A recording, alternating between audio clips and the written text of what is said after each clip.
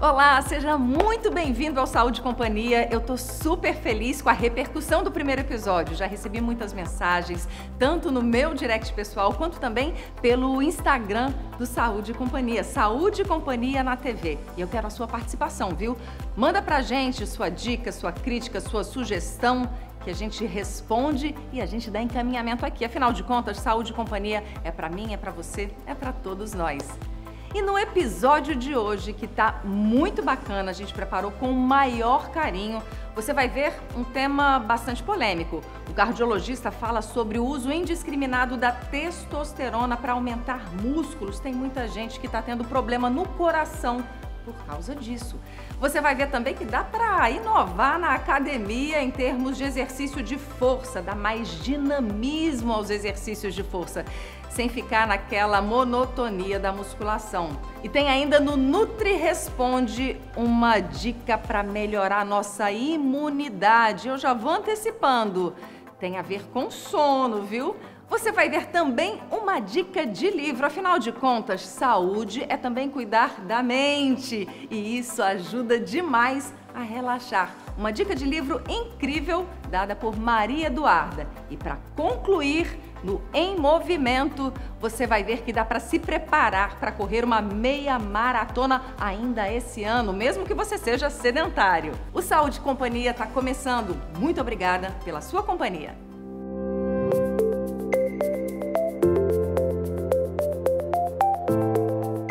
Corpos modelados, rapidamente esculpidos, de repente até levantando a suspeita, será que usa bomba, anabolizante ou testosterona?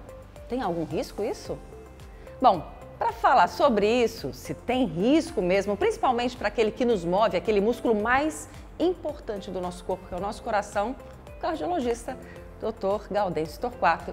Olá, doutor Gaudêncio. Olá, Michele. Uma satisfação estar aqui. Qual é o risco desse tipo de utilização, de bomba anabolizante, de testosterona para o coração da gente? Pois é, Michele. A gente pode se perguntar, a utilização de testosterona diz mais respeito ao endocrinologista, que é o especialista em hormônio, e não ao cardiologista. Só que existe uma via final comum, que é o que vem depois do uso indiscriminado da testosterona. E é o que a gente, vamos dizer, encontra no dia a dia. Muitos jovens, muitos atletas, abusando do uso da testosterona em busca do corpo perfeito.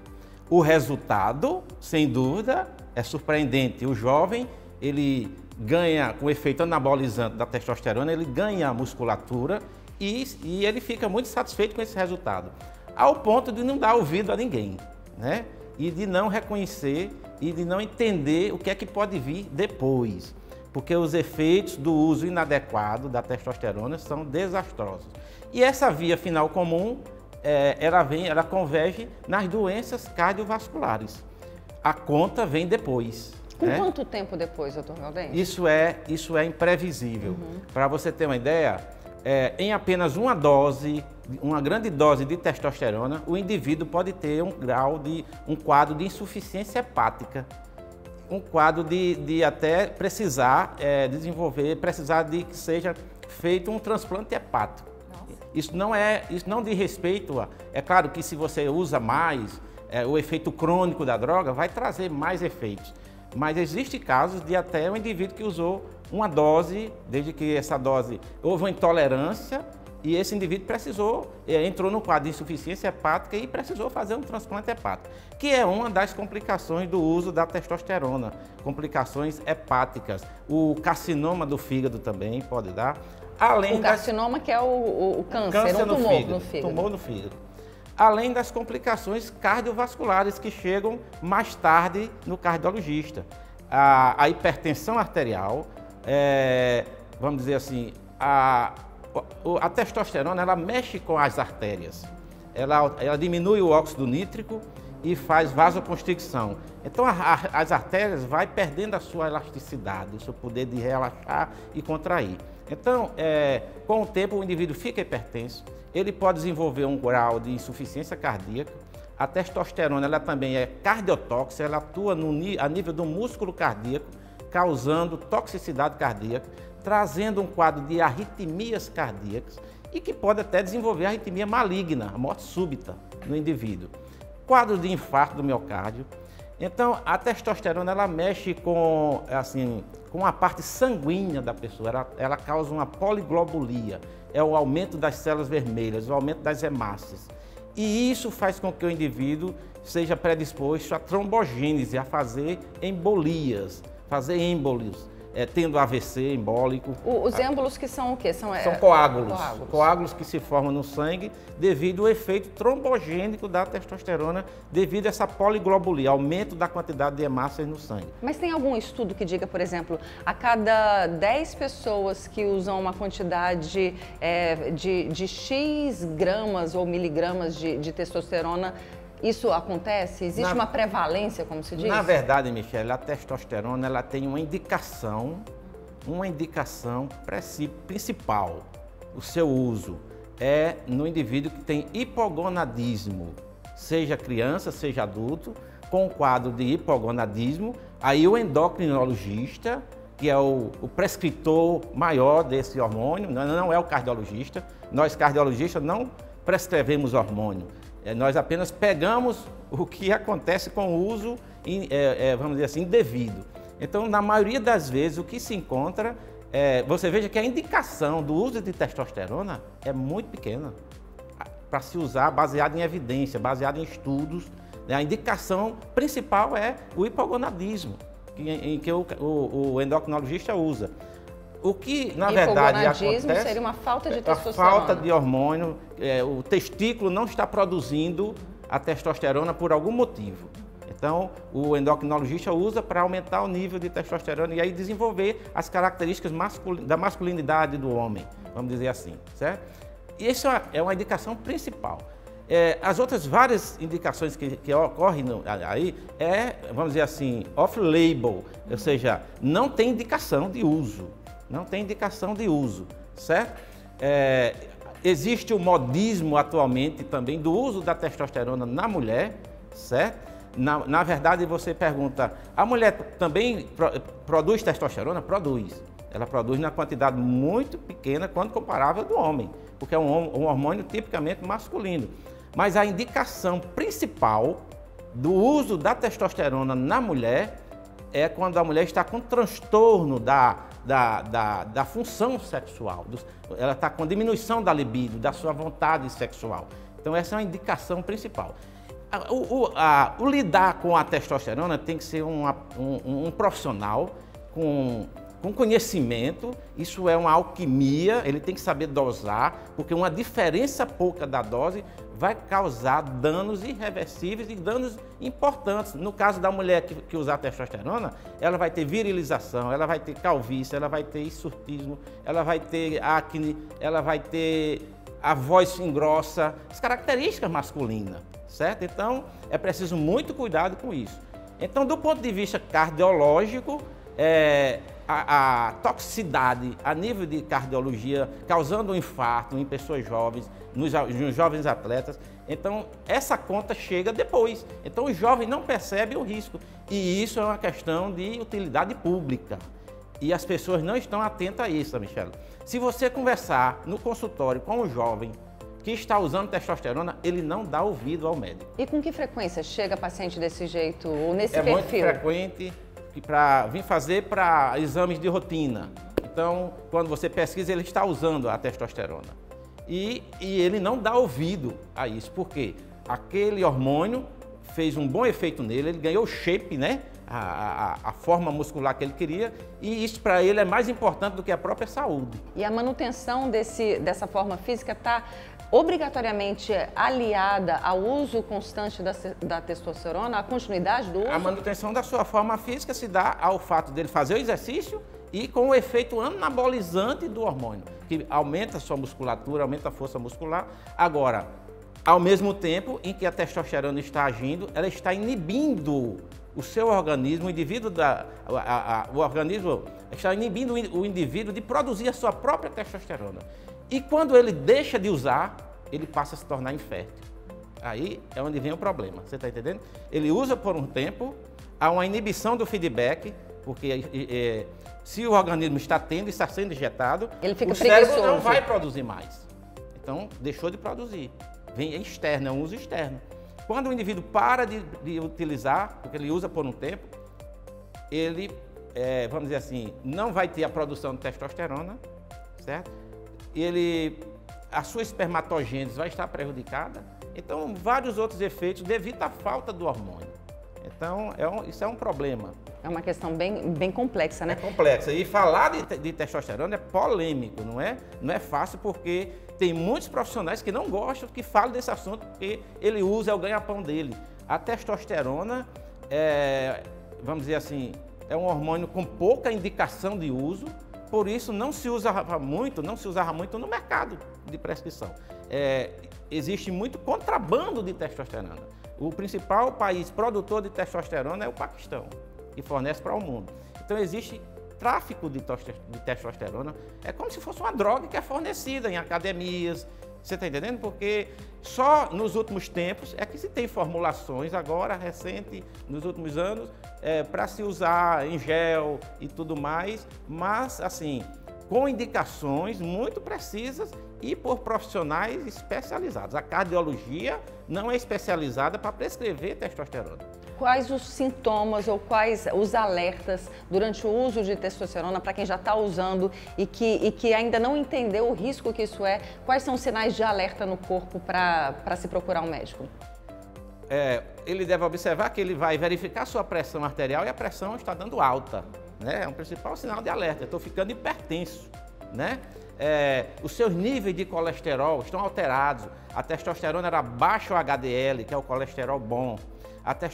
Isso você consegue detectar com exames de sangue, indo ao médico, né? Procurar um profissional para que procure ver o que é que está acontecendo e fazer um desmame daquele uso, né? A poliglobulia que eu lhe falei, você faz um hematócrito no paciente, um hematócrito está acima de 54, então já é considerado uma poliglobulia, e se ele está usando testosterona, a causa é a testosterona. Então, os seus níveis de FSH e LH estão inibidos, que são os hormônios produzidos pela hipófise, então vão estar inibidos, vão estar alterados. Então, é uma gama de fatores que o indivíduo que usa e quer deixar, procure o seu endocrinologista para que ele procure orientá-lo da melhor forma possível. Tá ótimo, muito obrigada. Eu acho que cabe sempre a reflexão. Às vezes a gente quer uma fórmula mágica para ficar bem e na verdade não existe fórmula, tem processo e investimento nisso. Exatamente. E o seu alerta é perfeito. Muito obrigada. É isso.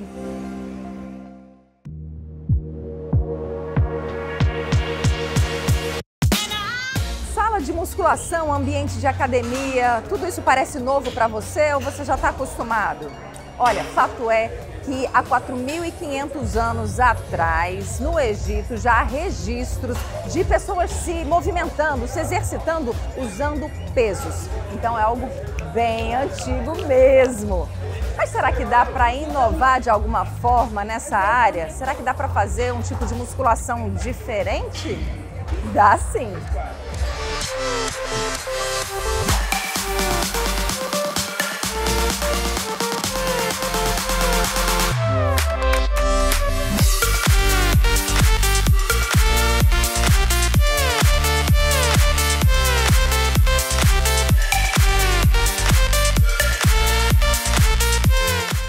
Então, Iago, dá para fazer algo de novo, de diferente em termos de musculação? Com certeza, Michele. Inclusive, esse nosso espaço aqui foi pensado nisso, em uma forma mais contemporânea de praticar essa modalidade da musculação, né? Então, nesse espaço aqui, inclusive, vamos experimentar alguns modelos hoje, tá? A gente pensou em treinos concorrentes, ou treinos de exercícios combinados, digamos, né? As vantagens de fazer esse tipo de treinamento, se a gente pensar e comparar com o modelo lá de cima, a gente otimiza tempo, né? E uma sensação de densidade, o treino se torna mais exaustivo. Vamos começar aqui na flexora sentada. Perfeito, sentei, vou te ajustar. Ótimo. Perna aqui por dentro, Michele, por favor. Isso. Um pouquinho para trás. Uma curiosidade desse modelo de treino é que normalmente a gente não mantém as cargas que você usa na musculação tradicional, devido à densidade. Um exercício seguido do outro não tem como manter aquela intensidade, certo? Vamos reduzir aqui o seu peso, certo? E você vai fazer 12 repetições, Michele, na flexora sentada. Em seguida você sai da máquina para a gente fazer um exercício livre, ok? Eu te explico na sequência. Vamos lá, 12 repetições, flexão de joelhos, com carga bem tranquila.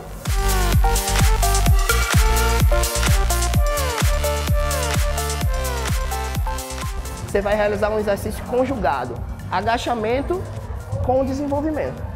Põe os halteres sobre os ombros, isso, você vai realizar o agachamento e usar a força da perna, desenvolver lá em cima esses halteres, vai lá. Isso, força no calcanhar, não deixe para a pontinha do pé. Muito bom. Nosso último estímulo para fechar esse circuito será 20 segundinhos aqui na esteira canoa, peço que você suba, pode subir nela, perfeito. Aqui eu vou colocar resistência e você vai se apoiar aqui nessa parte. Isso, pode apoiar o antebraço, Michele. Empurra bem forte durante 20 segundinhos, vai lá. Para fechar a nossa volta no nosso primeiro circuito. Pesado, vai lá, 20 segundinhos. Muito bem. Muito bom, continua, empurra, empurra. Perfeito. A gente vive numa rotina tão intensa, né, que a gente fica querendo ter mais horas na nossa vida. E aqui a proposta é exatamente inversa, né? A gente ter mais vida nas nossas horas, né? Perfeito. Eu costumo dizer que o movimento é vida, né? E por mais que aqui o ambiente seja dinâmico, denso, uma coisa acelerada, mas serve também para a gente desacelerar a nossa cabeça, né? Tirar um pouco daquelas tensões ali de fora. Então esse espaço aqui foi pensado com muito carinho para atender tanto a demanda muscular dos nossos alunos, né? Os objetivos estéticos, de saúde deles, quanto também a parte mental. Muito bacana, é sobre isso. Obrigadão, viu? Por nada, querida.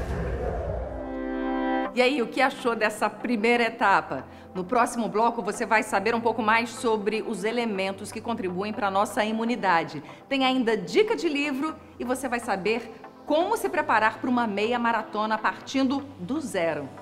Já, já. Oferecimento SOS Pharma. Remédio barato de verdade. Clínica Ecocardio, cuidando do seu coração com qualidade, credibilidade e tecnologia.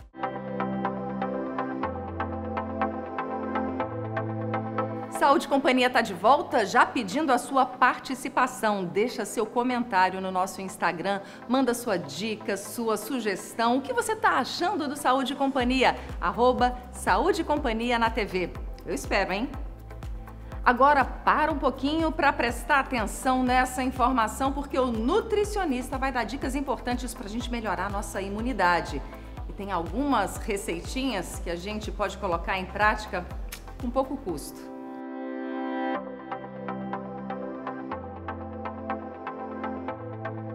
Quando você se mantém ali o sistema imunológico alto, né, as defesas do seu organismo em alta, você vai estar blindada para certos tipos de bactérias, de vírus, né?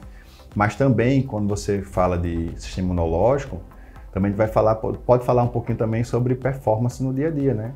Se você está bem em relação à sua saúde, que faz parte disso, você vai estar melhor no trabalho, vai estar melhor com a família, vai estar melhorando o sono. Tem todo esse contexto que pode ser abordado com o sistema imunológico mais em alta. Os 3 pilares que eu sempre falo para todo mundo, com todos os pacientes, é hidratação, estar bem hidratado, né? Ali 2 litros de água por dia, no mínimo. As pessoas que pesam um pouquinho mais de 70 quilos ali, pode fazer um cálculo de 35 ml vezes o peso da pessoa, aí pode subir para 2,5, 3,5 litros de água por dia. O sono, né? Manter uma qualidade do sono, um sono bom, um sono ótimo de verdade, manter o horário de dormir, de acordar sempre naquela mesma rotina, mesmo que seja final de semana, feriados, manter esse ciclo circadiano em dia é super importante para o sistema imunológico e cuidar do intestino. Esse daí é o que a gente fala como é o mais importante, que é cuidar do intestino para que você tenha ali um sistema imunológico 100%. Né? Alguns estudos aí mais recentes falam que a gente tem que dormir no mínimo 7 horas de sono por dia, 7 a 9 horas. No mínimo, nunca menos que 7 horas. Antigamente tem alguns estudos que relatavam ali um pouco de 6 horas, mas atualmente, né, alguns estudos atuais preconiza que seja 7 horas no mínimo, né? E aí eu faço até uma continha, às vezes a pessoa deixou de dormir 1 hora ali durante alguns dias, né? Se ela fizer um somatório no mês, às vezes é como se ela não dormisse um dia. Tem até um estudo bem legal que pegaram algumas pessoas, né, 2 grupos de pacientes que dormiam, um que dormia 9 horas, né, 8 a 9 horas de sono por dia, e tinha um outro grupo que dormia 6 horas. E aí colocava algumas atividades para fazer em relação à memória, respostas rápidas. Sempre o grupo que precisava melhor, dormia mais. O grupo que dormia menos sempre se dava mal. Só que aí foi feita uma pergunta subjetiva para os dois grupos, e o grupo que dormia 6 horas também dizia que dormia tão bem quanto o grupo que dormia 9 horas. Só que, de fato, na hora das tarefas, não se dava bem, né? Tem essa questão também da percepção da pessoa, né? Os alimentos que mais ajudam na imunidade, alimentos, né? A gente vai falar mais parte de legumes, de frutas, esses que são mais ricos em fibras, mas também podemos colocar os chás dentro desse grupo aí, né? Que são meio esquecidos aqui pelo brasileiro, que já não é tão hábito, não é costume do brasileiro consumir chá, só vai consumir chá quando está doente.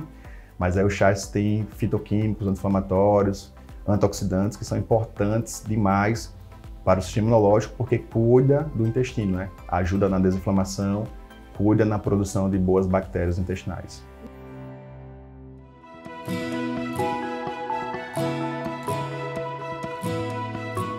Olá, eu sou Maria Eduarda, assistente social e empresária, e tenho uma dica maravilhosa para você, que é o livro O Ciclo da Autossabotagem, de Stanley Rosner. Esse livro ele é maravilhoso. Ele vai tratar sobre como você entender o comportamento humano bem nas suas especificidades.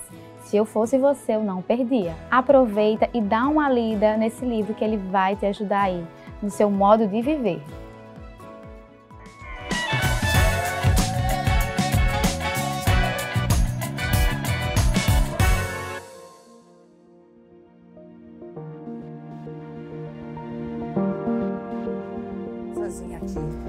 Betinho, todo mundo consegue correr, Betinho? Todo mundo consegue correr, sim. Certamente com as orientações adequadas, o processo desde a parte clínica, a orientação do seu médico e com um profissional de educação física capacitado, pode sim correr. As assessorias de corrida, né? Hoje tem várias, né, no Rio Grande do Norte. Como é na STI? Vocês pegam e fazem primeiro uma avaliação, depois da avaliação médica, uma avaliação física do condicionamento da pessoa? Como é o processo inteiro? A avaliação vai verificar pesos, as medidas desse aluno, e aí vai fazer uma avaliação do treinamento, especificamente da corrida, para ver como é que esse aluno está pisando, como é que ele está o movimento, né, o gasto energético da atividade física.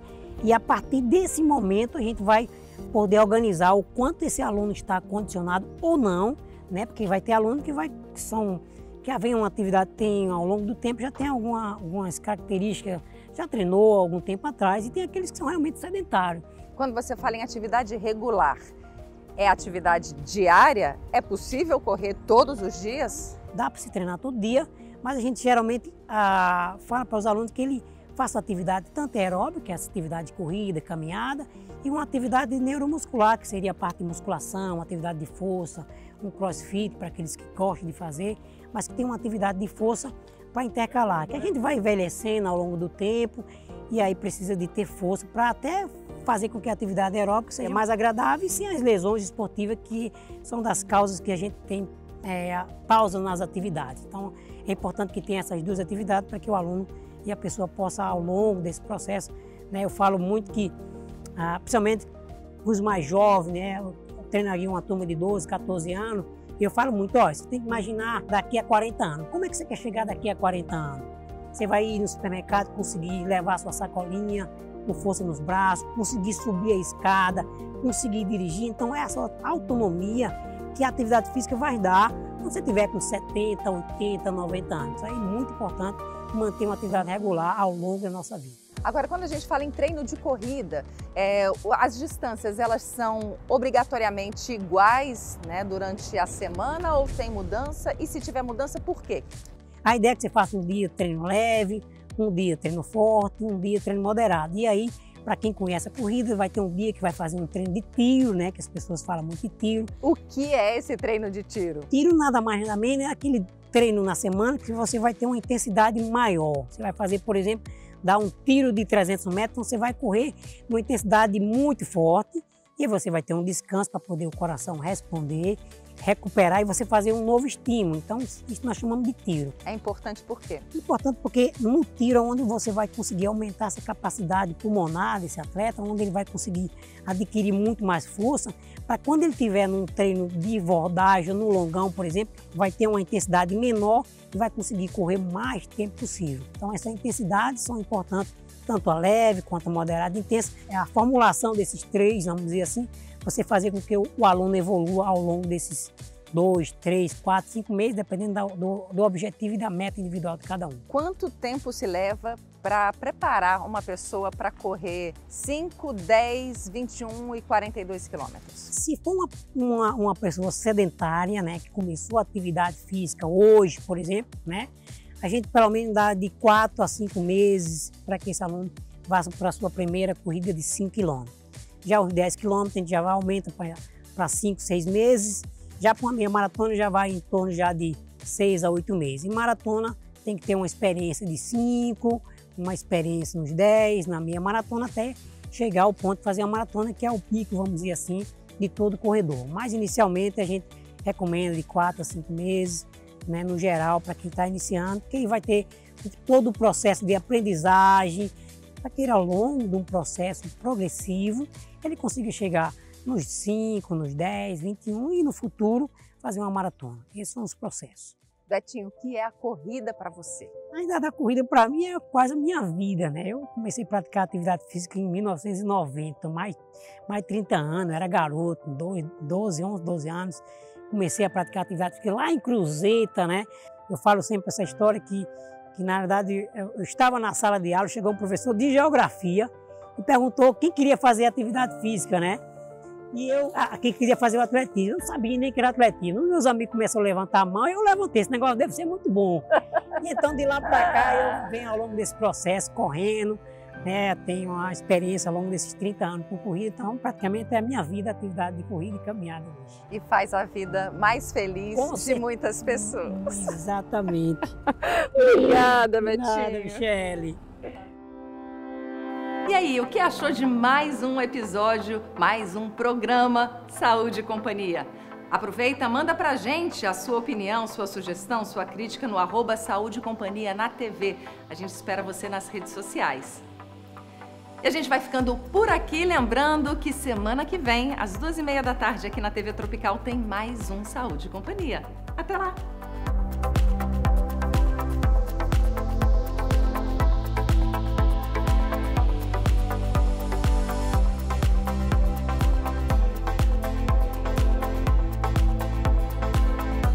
Oferecimento SOS Pharma. Remédio barato de verdade. Clínica Ecocardio. Cuidando do seu coração com qualidade, credibilidade e tecnologia.